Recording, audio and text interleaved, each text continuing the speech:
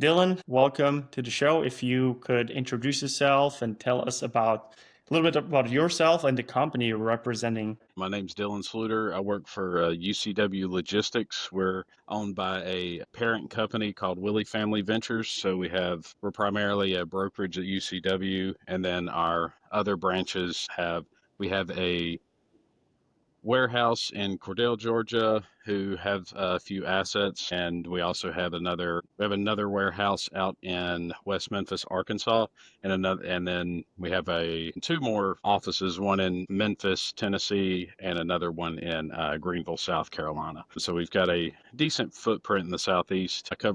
So for my title, I'm Director of IT. I cover IT for all of Willie Family Ventures, and I have one person reporting to me, Taylor Williams. So we're handling anything IT. We primarily use a TMS called McLeod Software that we run most of our loads through and find carriers. And so that's primarily what we're doing day to day, making sure, hey, the TMS is running and trying to improve processes for our team and find new technology to allow us to be better brokers and serve our customers. Got it. And do you also own, outside of the warehousing, do you also own your own trucks and smaller vehicles, or are you mainly acting as a broker for the freight loads? Yeah, for UCW Logistics, when we have no assets tied to our DOT/MC, we do have about 5 assets at our core deal warehouse running under UCW Trucking. We currently do not broker loads for those assets. Just because we're trying to be more strategic and help move. We're primarily a cotton warehouse in Cordell, Georgia, so they primarily move those cotton loads out of the warehouse. So that was to help get some extra revenue there so that we didn't have to broker those loads. So we typically only run cotton on those trucks, and then we'll try to find some backhauls when they're coming back from, let's say, Texas or Mississippi. So currently, no, we don't use those on the broker side, primarily just for our warehouse. I was listening to that video with Steve Kitterman and even Kramer in the video as well, sitting at the table. So you started almost a century ago, maybe it is already a century ago, cotton warehousing. So it's still in the same area, same space, I guess you can call 100 years later. So that's fascinating. There, you don't see many companies that are in operation after almost 10 decades as of right now, a century. So take me back to May 2021. You didn't start as a director of IT. You grew through that role pretty quickly. What motivated you, or what was it that moved you to join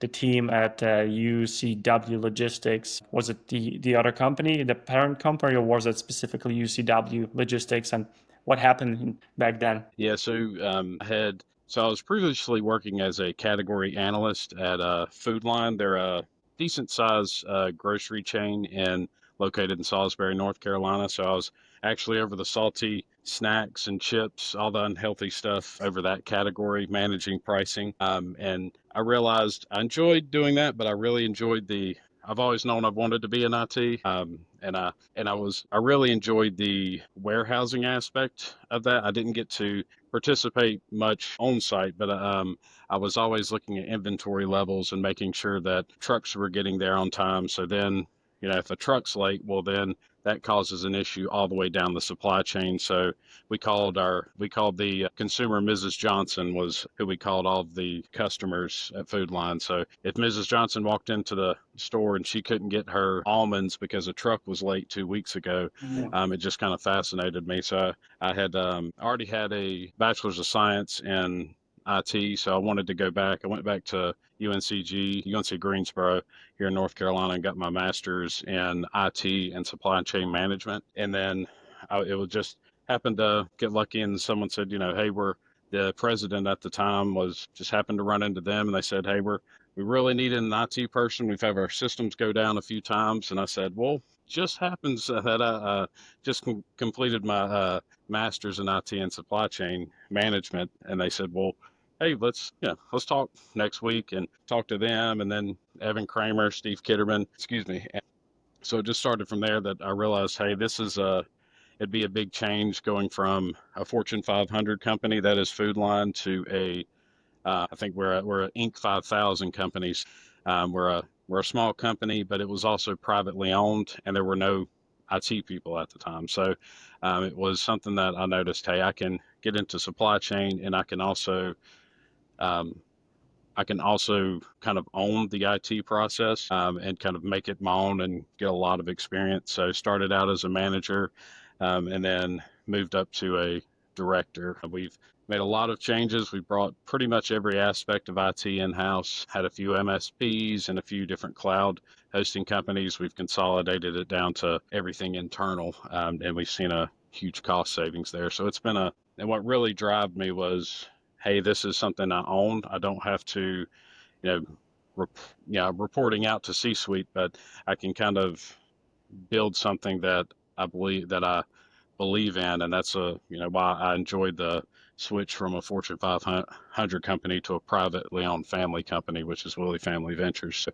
it was just the kind of freedom to, um, you know, make my own path through the company. I've really enjoyed it, and just every day is something new. So it's get away out of that mundane daily 8 to 5 that I was used to. Got it. And what were the challenges when you first joined the company back then? I can imagine I mean, this was still amidst the pandemic, if I remember correctly. Mhm. So it was. Would be curious to hear what was happening back then, and what were any challenges that come to mind in the very beginning as you joined the company, especially if a company with that with that history had no one that was strategically and specifically responsible for the IT part of it. So what was that maybe many that comes to your mind back then from that time? It was definitely had a moment where I had to roll up my sleeves and say, hey. First, I was like, "What have I gotten myself into?" Just because it was like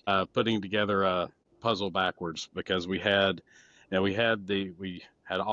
were cloud hosting our servers through a couple of VMs with another company, and then trying to figure out, hey, where is not just focusing on UCW Logistics. We also had both of our warehouses were on all of their own systems and not communicating with ours. So we also had a few MSPs. So it was trying to use that influencing others in the company to say, hey, I'm going to need you to trust me so I can take this over from you and allow my team to kind of completely rebuild our infrastructure just from a hardware side. And then that was kind of the first year. That's all I did was, hey, we've got to get antivirus, we've got to get RMM installed on PCs, we've got to get everything domain joined. It just went from having just making sure that the PCs were actually connected to the network. Luckily, there was a VPN that they had and they could connect, but it was trying to find all of these holes in the security software disconnects. So it was a very big challenge, but I'd say the biggest one was trying to identify where our cost savings were as well. During COVID for the transportation industry, it was actually a huge time for transportation because everyone was trying so hard to move freight and brokerages were able to drive a lot of revenue during that time. So really weren't worried about saving money. It was just trying to, hey, we need to get this freight moved as fast as possible at all costs. And so it was trying to then, hey, now we're kind of going the other way in the last 2 years. So it's been trying to save that money and also patch all of these holes in our security landscape. And it was a big undertaking, but we're finally to a place, hey, we can breathe, and now we can start adapting to things like finally we've got our Power BI up and running, pulling all of our data, working with big data. Now we can actually evaluate AI.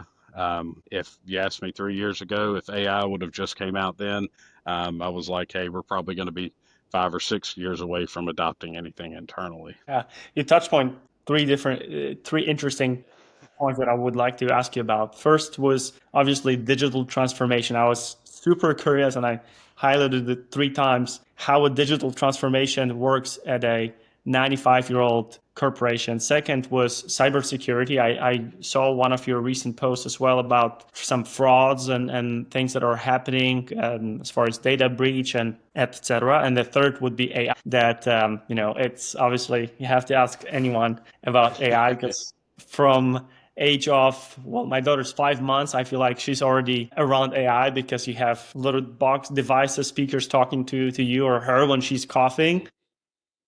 And I don't know if you have that, but Alexa, every time you cough, it reminds you to drink water. So when my little one is coughing, Alexa is talking to her and she's watching like, who just said something? If that wasn't you, Dad. So that's definitely big thing now. So let's start with the digital transformation. If you can, just obviously briefly, you don't have to cover all of the history, but how was it happening to first of all, I can imagine introduce it.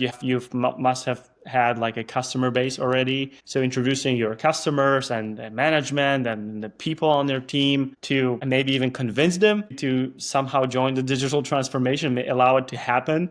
How was the process from your point of view since you joined? Yeah, so that's one of our biggest undertakings, especially when you're, like you said, at a 95-year-old company, is you kind of, everyone gets into we're creatures of habit. So we want to continue to do the same thing that we did, 5 years ago. Yeah. So it takes a little bit of extra push from, especially from IT to push that digital transformation. For us, it's been a couple of um, the big undertakings for us was moving from spreadsheets, just looking at data, to Power BI.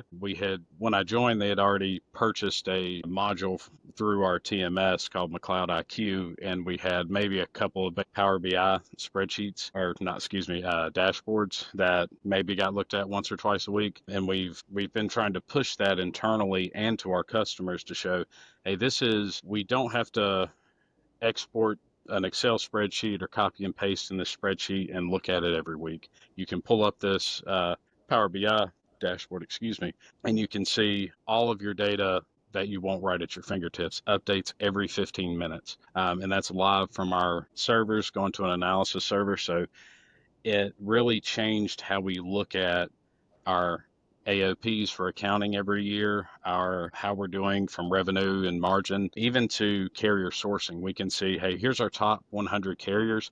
How can we push more freight to these carriers so that in return they can make more money and we can at the same time? Because hey, instead of they might move one or two loads for us at this cost. Well, hey, what if we can get you up to 20 loads a month and we can get a lower cost? And they also know, hey, now we can go buy a couple more trucks because we know we have this consistent revenue. So those are a few things from Power BI standpoint where we could identify those carriers in specific lanes. The other one was, I am not a friend. Printers are the bane of my existence. When I started, we were printing just about everything. And that was just 3 years ago. I think now our printer sits in the back and collects dust for the most part. So we've moved everyone over to allowing our customers to upload all of their documentation directly to our customer portal. And we can also allow them to email to our CIP email, and that will use AI/our imaging solution, which will transcribe that into a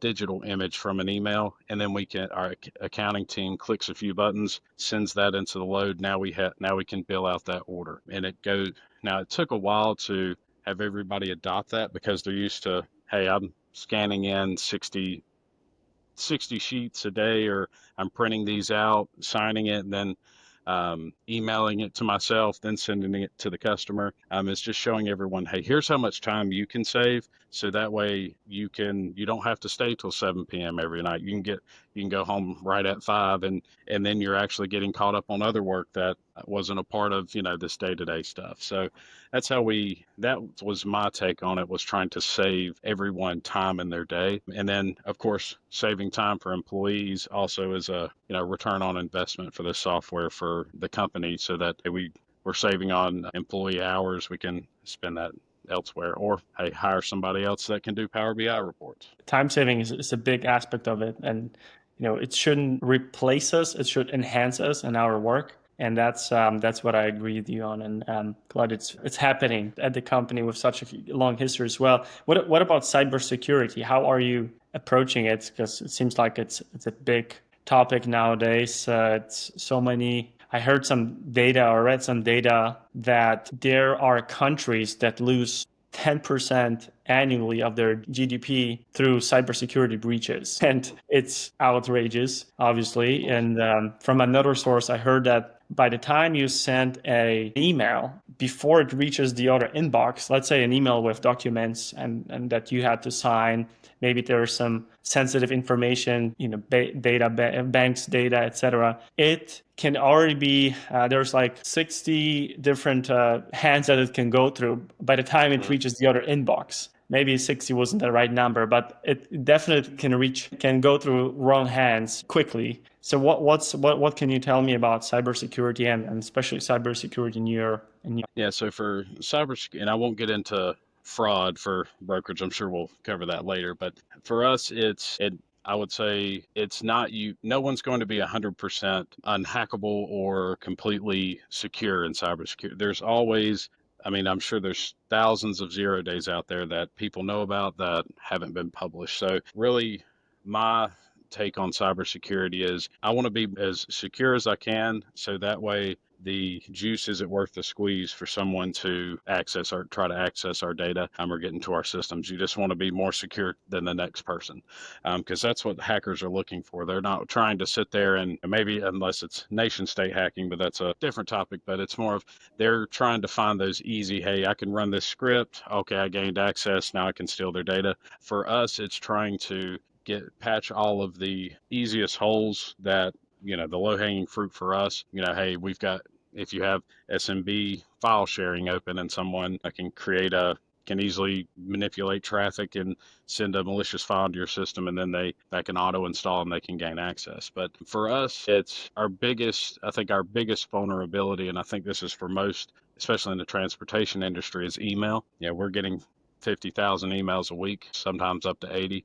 For us, it's trying to make sure that we train our users. That's our biggest vulnerability, our end users. So if I can send out a phishing email and capture 5 of our users saying, hey, here's a Amazon gift card, click this link, and they enter their email address, their password, and their MFA code, well, then if I could trick someone on that, then a hacker can easily do the same thing. So that's what we've adopted monthly phishing training, and we have HR sends out courses every month, and we try to train all of our employees to understand, hey, you can be the most vulnerable, because I think I believe it's 91% of all system compromises are due to a phishing email. And so that just shows that email is how most hackers are getting into systems. There's countless number of times this happens, but there was one with a local school district not far from my house that, hey, an accounting person clicked a phishing email, and now they had all of the accounting data for the entire school district just from a phishing email. So we've even had it happen to us.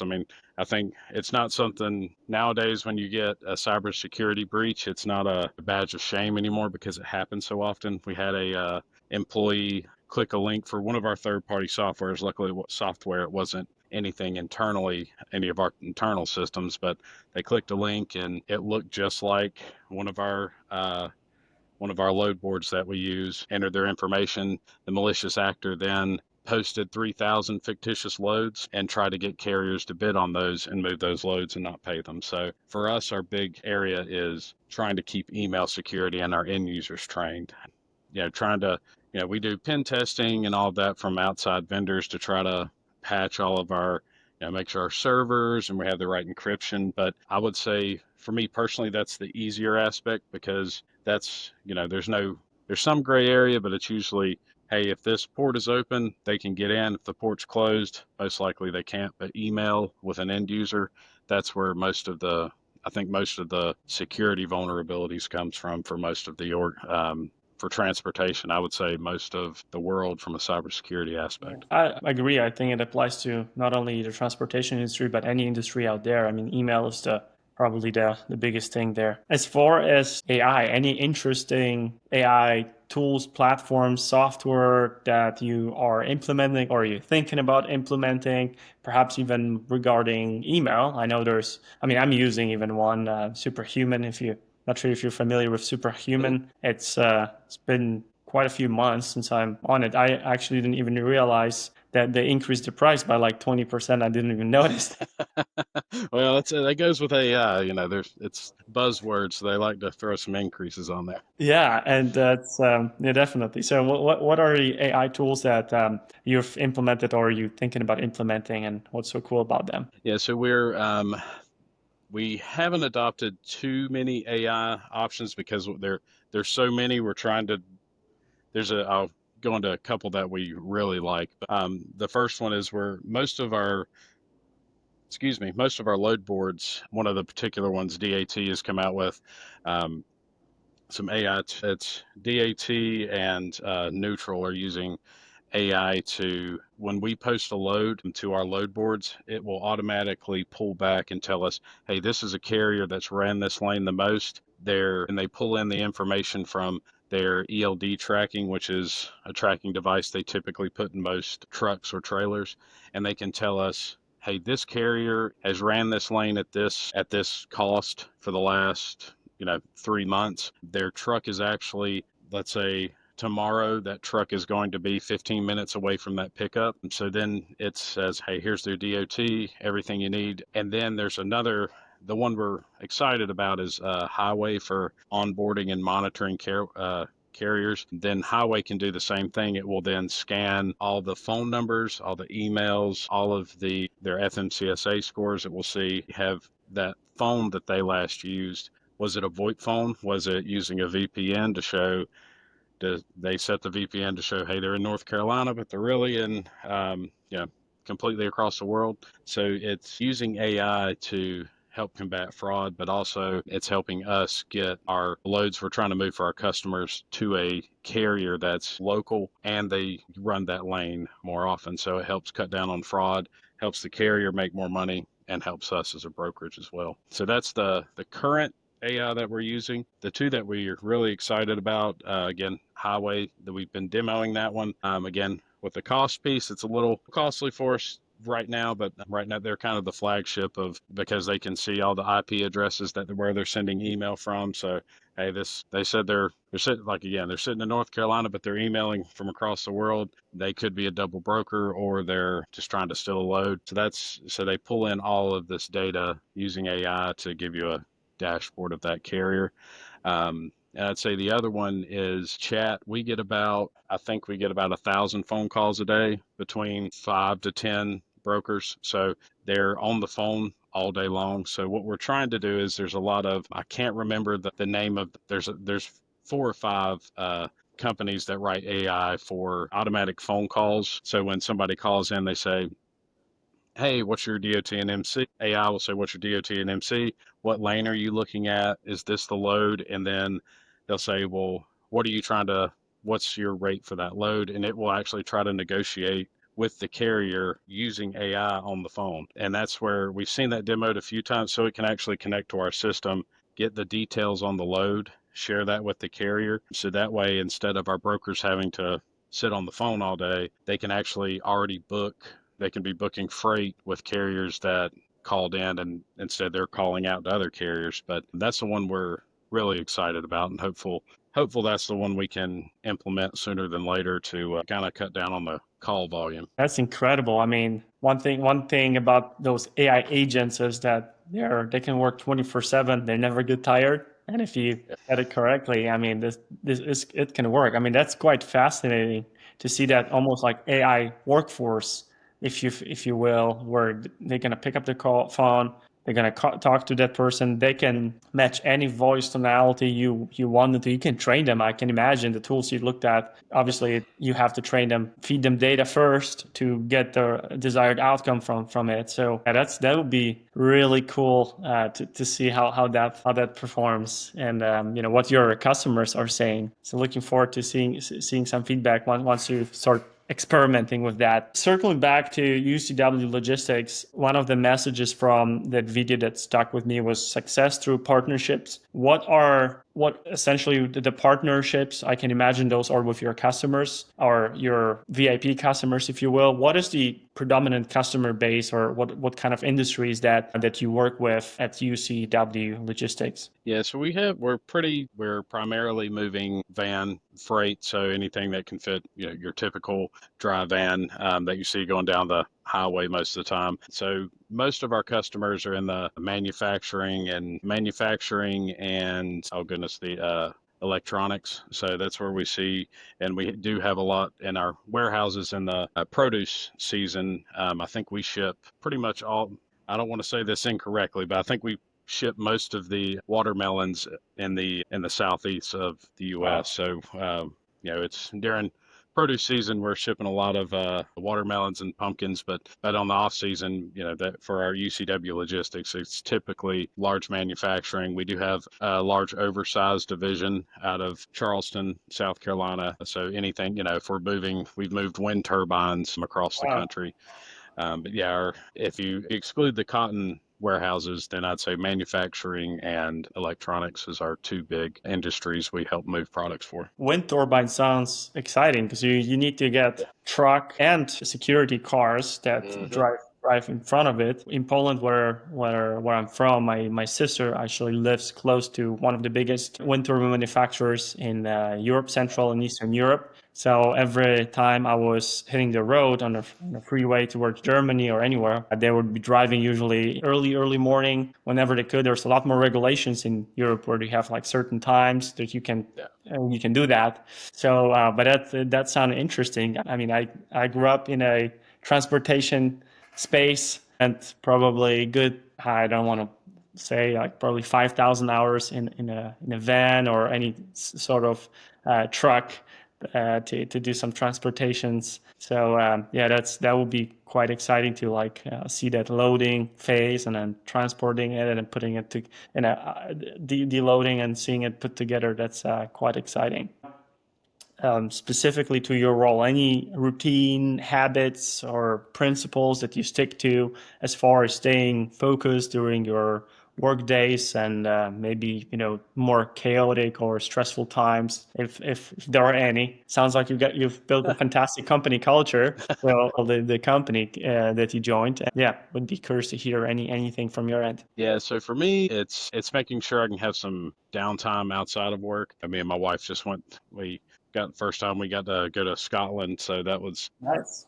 for me. It's getting away and being able to disconnect. And now when I joined, it was hey, just one IT person for a while. And luckily the company believes in me and believes in some enjoying your vacation. So hired another IT person to support me while I'm out. So, for me, it's making sure I use my vacation and can enjoy it, even if there's a system down. Hey, I've got somebody I know I can rely on. But for dealing with those stressful situations, and they've happened, a few times. Hey, uh, I was up in the mountains, and we had a server go down at 2 a.m. and we're trying to, we're about to check out of the hotel or the Airbnb, and server goes down. Everybody's like, "Hey, what in the world's going on?" So it's, for me, it's that typical close your eyes, count to 10, chill out, um, and just realize how you've, and then go through. So we have our SOPs for when, hey, there's an emergency. Hey, what are our steps? So that's calm down, count to 10, then start going through our emergency SOPs. So I'd say for IT, it's always documentation and having a plan because you never know. Hey, you could have never had a data outage. And that's when that first happened, what had happened was a bad VM backup caused a SQL server to stop running. And so the bad VM backup was continuously trying to back up another data center that we can spin up those servers and get them up and running, and reduce that downtime to 30 minutes, or even as low as 15. So it's making sure to have a plan in place, even if there's the worst disaster you can think of. If the entire data center goes down, chill out and have a plan. Those are my two big things for making sure I can get through the crazy parts of IT. Speaking of emergency SOPs, imagine situation like that happened in Portugal and Spain a few weeks ago, where there was energy outage in, I Yeah. think, most biggest parts of the country. So nothing worked. That must have been stressful. I can only imagine. For I the, feel for their I mean, IT people. for the IT people especially, that's for sure, and the entire economy almost like Yeah. what do you do in this case? That's Hmm. that's some outrageous situations for sure. Now, this might be one of the final or the final question. You advanced pretty quickly. You obviously were and still feels like still are irreplaceable at the head of IT. What advice do you have for someone who joins a company and wants to accelerate their growth and their path at a company, especially a company with a longer history? What advice do you have for that maybe younger self, if you will, in that space? It's always for me personally, I do best when I have something to do or a goal that I'm trying to reach. So it's always for me is setting a goal and looking for something that let's not say it's the let's say it's the something that needs to be fixed, but looking at, hey, where can I improve the company, not just from an IT role? Because what we noticed was there was, just for an example, we didn't realize how long accounting was having to take to process a lot of different images and things like that. And so I was just like, hey, let's all sit down and come up with a plan on, hey, how can we improve this? Hey, there might not be a better way, but for me, it's always looking for, hey, what can we do to improve our current processes and what software is out there to fix those. And so for me, I've always got to have something to keep me busy, but it's not just coming in and doing the same thing every day. I can look at emails and I can look at what security vulnerabilities are popping up. Of course, we've got to still do that every day, but it's always looking at what can we improve on and make the company better and myself better as well. So it's always have a goal and something that you're striving for. And once you achieve that, hey, now it's time to make another goal. It's just don't once you're it's an object in motion stays in motion, an object at rest stays at rest. So it's always trying to move forward and better yourself and the company, and it will keep. That's how I believe that's how I've slowly moved up, or I've moved up in the company, was trying to identify these things. These potential either vulnerabilities or processes that we could improve. And that's just helped me not just grow myself, but grow my team. And we understand a lot more of, hey, what we do day to day, and grown as a person and a leader and as a IT employee. Goal setting is definitely important, especially on a personal and business level. What's next for UCW Logistics? Any big milestone that are ahead of you or your department or the company in general? We actually just went up and upgraded to our 25.1, the latest version of our TMS, excuse me. I think sometime this year we hit 100 years. So I think the company's actually coming out with a book for the Willie Family Ventures. Wow. So that should come out later this year. So that's a big, for Willie Family Ventures, a big milestone. But I think for the company, hopefully we're most likely going to hire another IT support person because we've grown so much. So I'm excited to add somebody to the team. And then like you said, AI, it's a buzzword, but I think that there's a lot of opportunity there to help evaluate AI and get bring a few AI tools into our tech stack. So really excited to see where that goes, because there's so many options out there. So I think that's our next big software announcement. Most likely will be AI in the near future. Well, early congrats on the 100th year in operation. That's truly an outstanding. I'm curious to see a statistic how many companies in the world are there that have been operating for over 100 years. That's quite an accomplishment. Congrats on your growth. Thank you so much for this conversation. It was very insightful. Shared a lot of interesting things that I took that notes and we'll look at after the call. So please stay on. We'll conclude the recording and thank you so much. Thanks, Matt.